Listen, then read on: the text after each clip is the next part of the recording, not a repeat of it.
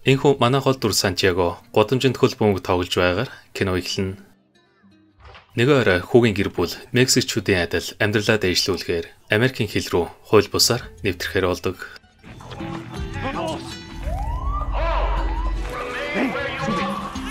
Гэтэл энэ үед хилийн харуулууд ирэн Сантьяго хайртай ганц бөмбөгөө алдаж унагдагч. Тэр аавынхаа хэлснээр бөмбөгөө үлдэн амжиж гардаг.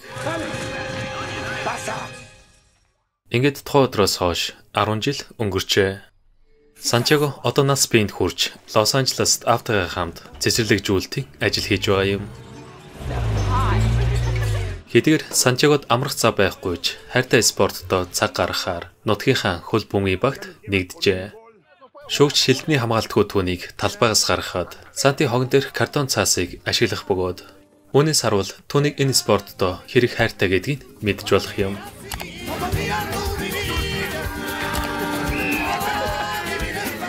Сантьяго багасаа хөл бөмбөгчин болох мөрөөдөлтэй байсан ч аав нь энэ олон жил түүнийг үүсгэж иржээ. Харин эмээн чадах бүх нэрээр дэмжин тэмцээнд орж байгаа нь хүртэл аавс нь нууж байгаа юм.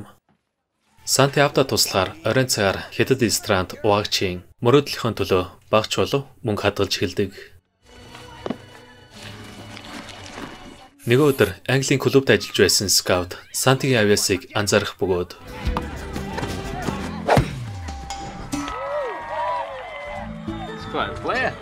тоглолтын дараа Глен Сантьягог Английн мэргэжлийн багт шалгуулах санал тавин энэ хагасаа өдөр уулзах цаг товлно. Оройн Сантьяго аавда сайхан мэдээ дуулгадагч аав нь үрдээ адил үүсгэсээр бидэн шиг хууль бус цагаачид амьдрахын тулд шаргуу ажиллан өөрийн гэсэн бизнестэй болох нь ирээдүйд хэрэгтэй гэж түүнийг хөл бөмбөгөөр хоолоо олж идэх боломжгүй гэв. Энэ хоёр Глен хөл бөмбөгийн агентад Сантигийн тухай хэлэн тоглолтын очиж үзэх амлалт авдаг. Ингээд хагасаа өдөр тэмцээн эхэлж Санти ур чадвар тэдэнд харуулна.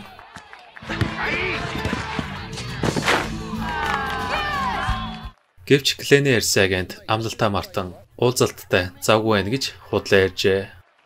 Санти гол оруулж баг нь ялсан ч агентыг ирээгүүд сэтгэлээр унах бөгөөд маргааш нь Глен амлалтаа биелүүлэхээр Ньюкасл клубын менежертэй холбогдсон авьяастай залуугийн талаар хэлэн багт нь шалгуулахаар тохиролцсон. Удалгүй Глен Сантитай уулзсан Английн том клуб тоглох боломж олдсныг хэлэхэд тэд баяртай байсан ч аав нь хүүгээ явуулахгүй гэж эсэргүүцдэг.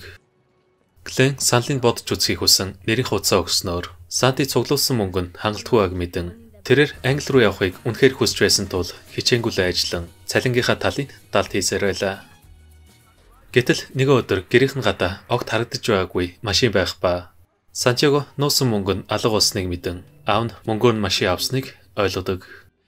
Сантиг уурлахад аав нь гэр бүлээ авч явахын тулд ганцаараа бүхэл өдөржингөө ажиллаж ирснээ хэлэн бүдшгүй над мөрөөдлөө хай гэж түүнтэй маргалдана.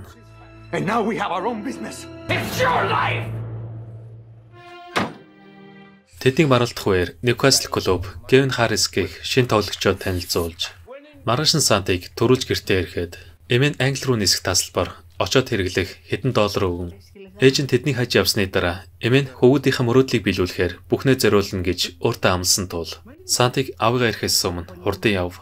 Энэ боломжийг битгий алт хэмээн сахиусаа өгдөг. Ингээд Санти олон цаг явсны эцэст Лондон газардна. Purpose of your visit? I play soccer. Newcastle United. Newcastle? Yes, sir. Need all the help we can get.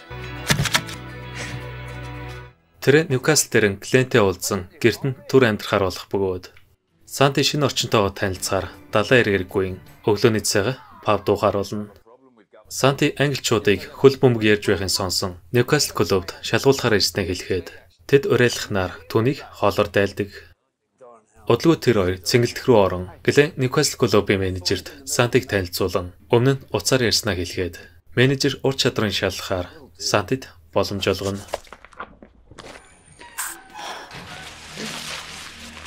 Тэрээ сандарсан байдалтай дасалжуулагчийн заавраар бэлтгэлд оролцох бөгөөд багийн бэлтгэлийн үеэр хувингаар цутаж байгаа мэт аадар бороо орж байсан ч Санти олдсон боломжоо ашиглахаар бүх чадлаараа хичээж байв. Гэтэл менежер түүнийг анзаарлагүй уцаар ирэн борооноос олж дотогш орно. Тэд шин залууд боломж олголгүй бохир тоглон Санти чөлөө цохилт хийх үедээ хальтарч унснаар эцэст нь бэлтгэл өндөрлөдөг. Тэнцээг ариу сонссон Санти аавынхан зөв байсныг ойлгон явахтаа бэлдэх бөгөөд ингээд тухайн Глен менежерийг олж уулзсан Сантигийн авьяас сурч чадвар энд ирсэн хичээл зүтгэлийн үнэлж түнд ганцхан сарын хугацаа өгөхийг гуйна. Шөнө дунд Санти Глений хуучин зургуудыг үзэх үед Глен хүнд бэртлээс олж карьерээ орхисноо хэлэн түнд баяртай мэдээ дуулах нь тэр. Ингээд маргаашнаас нь Санти клубын бэлтгэлд хамрагдана.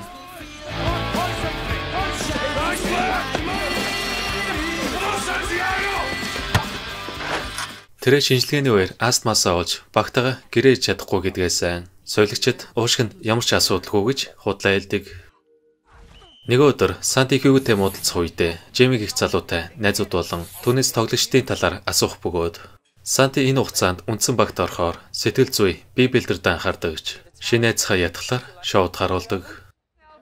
Ингээд тэр ой клубд очихлох үедээ соёлогч Розтой таран хамтдаа ярьж суuna. Санти энд ирсэн учраа тайлбарлан тэдэнтэй шөнөчин ярьж суух ба маргааш нь түүний тоглолтыг харсан менежер Сантиг бөмбөгний араас гүйлгэн түүнээс хурдан гэдгийг ойлгуулж бид бөмбөгийг ганцаараа эзэмшилгүй бусдтай дамжуулдаг гэв.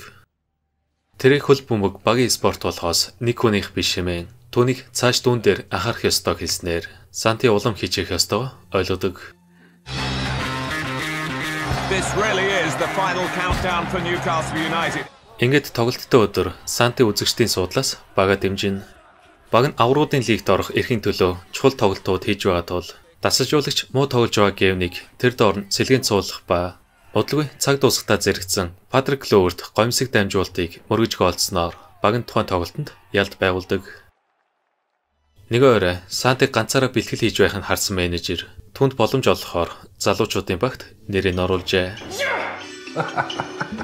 Санти энэ баярт мэдээг солигч Роз тэлэн тэднийг гэр бүлийнхээ талаар ярилцсан улам дотносох энэ үеэр эмээн Сантиг тоглолтод оролцохоор олсныг хэлэх гэхэд аав түүнийг хулгайч шиг гэр орноосоо зугцсан дуурлан одоо юу хийж байгаа нь над тамаагүй гэж сонсохыг хүсдэггүй.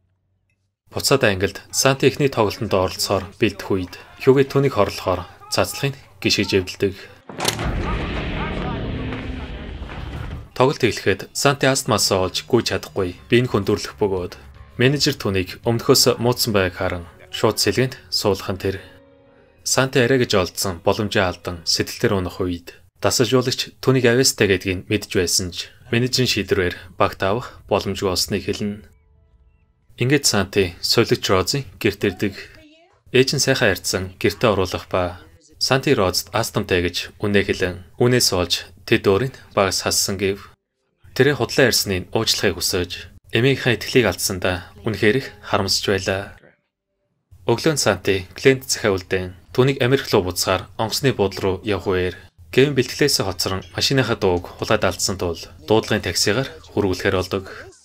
Харин азар Сантигээс суусан такси түүний гэрээ ойролцоо явж таарснаар Санти Гэвнд бүх учраа тайлбарлана. Гэв менежертэй уулзсан Сантиг астмасаа олж тоглолтоо гаргаж чадаагүй хэлэхэд тэр худлаа хэлснээ хүлээн зөвшөөрөн ахиж им алдаа гаргахгүй гэснээр менежер санаа алдан эмчилгээг нь хариуцсан амлаж өнөөдрийн бэлтгэлд оролцуулах шийддэг. Маргаашнаас нь Санти багийнхантайгаа ойлголцсон эхний голоо оруулж таагүй харилцаатай байсан Хьюготэй уулзраа олно. Тэр тоглолт бүрд улам сайжран ур чадвараа харуулсаар байлаа. Үүний хажуугаар Роз тэр хоёрын харилцааг үнзгээрч Санти Гэмтэй хамт амьдрах болжээ. Оройн найзууд хамтдаа шоудах бөгөөд маргааш өглөө нь Санти гэрийнхэн лугаа залгадагч аав нь түүнтэй ярихыг хүсдэггүй. Хэд хоногийн дараа Санти залуучуудын багт нэр нь байхгүй байг мэдэн юу болсныг асуухад туслах дасалжуулагч түүнийг үндсэн багт тоглохоор олсныг хэлснээр Санти мөрөөдлөө биелүүлэхэд нэг алхам ойртдог. Ингээд түүний баг авруудын лигийн эрхийн төлөө Фулхэм, Ливерпул гэсэн багуудтай тоглохоор болжээ. Фулхэмтэй хийх чухал тоглолтод Санти сэлгээнд нэрлэгдэх ба тоглолт эхлэхийн үед Лос Анжелест Сантигийн аав нь түүнийг үзэхээр пабд орж ирдэг.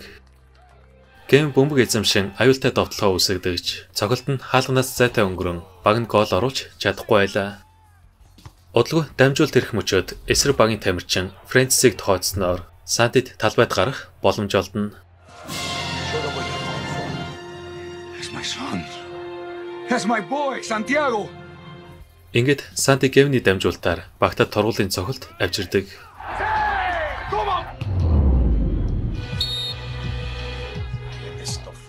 Гэм торгуулийг амжилттай гүйцэтгснээр удалгүй тоглолт өндөрлөж Сантигийн найз бүсгүйгээс ахуулаад аав нь хүртэл бахархаж байлаа.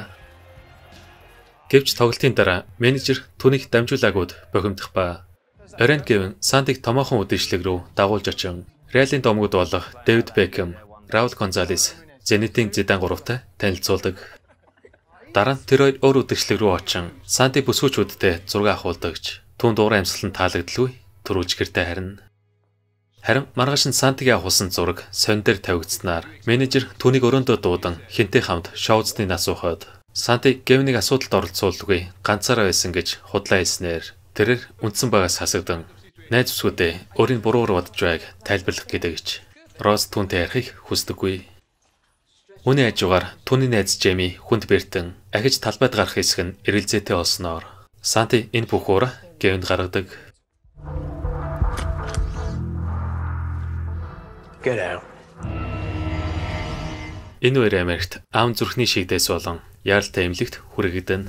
Dad, wake up! Өдрөн төлөө Сантиг дуудан эмээн залгасныг хэлэх бөгөөд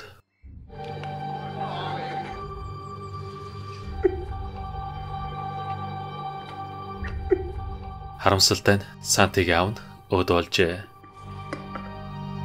Сантиг гэрлэгөө буцаар нислэг хүлээх хооронд Гэм менежерт Сантиг үдшилэг рүү дагуулж явснаа хэлэн түүнийг ямар ч буруугүйгээд хариуцлага хүлээхэд бэлэн гэв. Онгоцны буудалд Санти автаа өнгөрүүлсэн дурсамжаа бодон удаан бодсны эцэст үлдэхээр шийддэг. Санти хэрвээ буцаж явбал Глен дасгалжуулагч багийнхан гэр бүлгээд олон хүний итгэлийг алдахаас гадна хөл бөмбөгчин болох мөрөөдлөө биелүүлж чадахгүй тул эцэст нь ийм шийдвэр гаргажээ.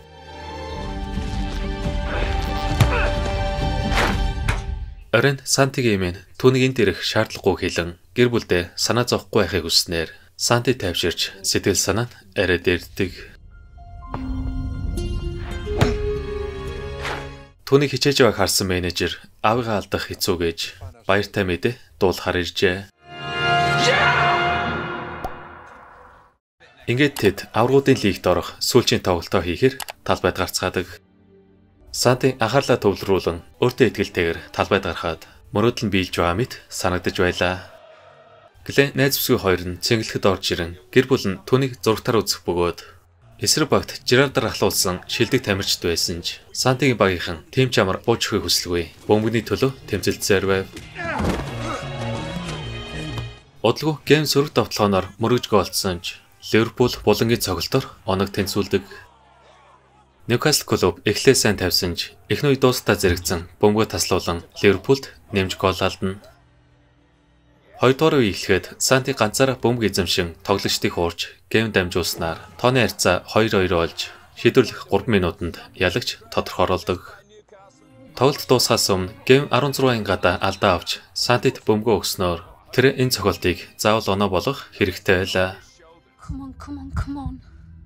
Санти залбирэн бүх хүмүүс түүнийг амьсгаад даран хүлээх үед тэр аавынхаа төлөө хаалганд гоолцсноор баг нь маш чухал тоглолтод ялд байгуулдаг. That's my grandson! We met his dad. Dad was here? Ингээд киноны төгсгөлд эмээ Санти руу залган аав нь өөд болохоос өмнө тоглолтыг үзсэн гэдгийг хэлснээр Санти зөвхөн өөрхөн биш аавынхаа ч мөрөөдлийг биелүүлснээ ойлгон баяр гуниг сэтгэлийн тайвширлыг тэрээр мэдэрдэг. Hey, Glenn! My dad's on the game! He's probably watching you right now! Santiago!